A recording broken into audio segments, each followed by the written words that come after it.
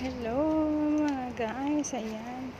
Ito, ang tagal ang tagal niya maghinog guys. Ayan, nag-iisa lang. Hindi nabubuo na yung mga niya, bunga sa taas. Okay, samahan niyo ako. Manguha tayo ng butternut. Ito ay ginagawang tea. Yan, butternut po yan siya. Ayan. Ito may dry na ako. Tsaka ito yung bagong pitas.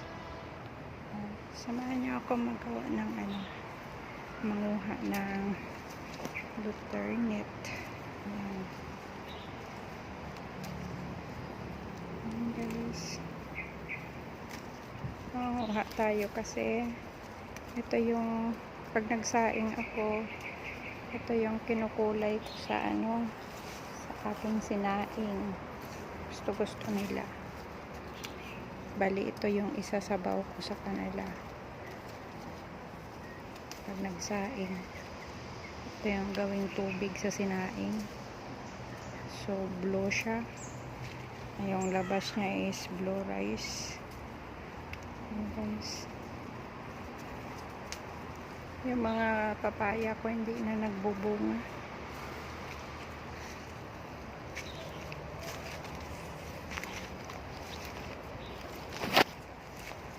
Tayo ng bulaklak ng butternut kasi konti na lang yung dry ko doon, sayang yung araw, sayang yung init ng araw. Kailangan marami ako ma-dry na mga bulaklak ng butternut. Yan siya. Yan. Pwede siya pwede mo siyang ikulay sa yung malagkit sa biko. Yan, pwede siyang ikulay para unique yung color ng biko niyo. Tapos sa bilo-bilo, yung ginataan, yung malagkit na binibilog-bilog. Ito, lagyan mo lang siya ng mainit na tubig. Tapos, yan, magkukulay na yung niyan. Yan guys, oh. Dami, oh. Yan yung bulaklak.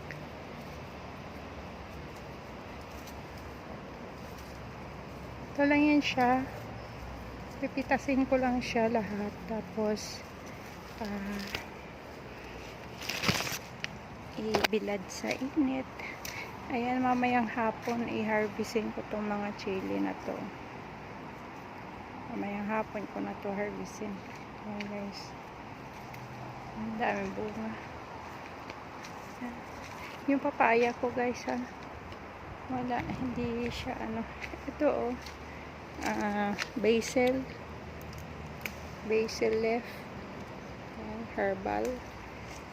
herbs, bango.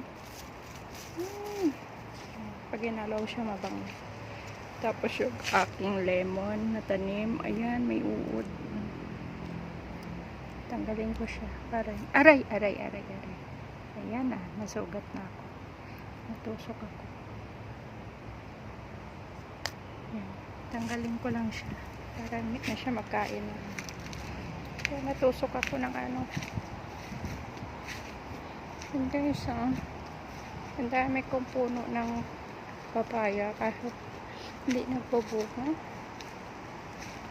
Ito yung bagong tanim ko na chili. Ayan, malapit ko na siyang ilipat sa lupa. Ayan.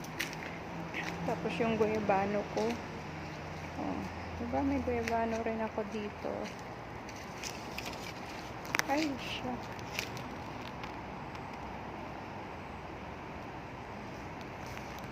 ayan guys.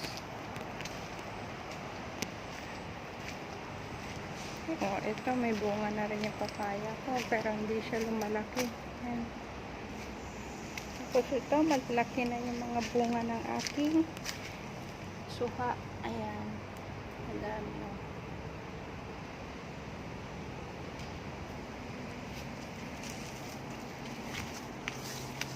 Tapos ayan, ang daming bunga. Kaso hindi siya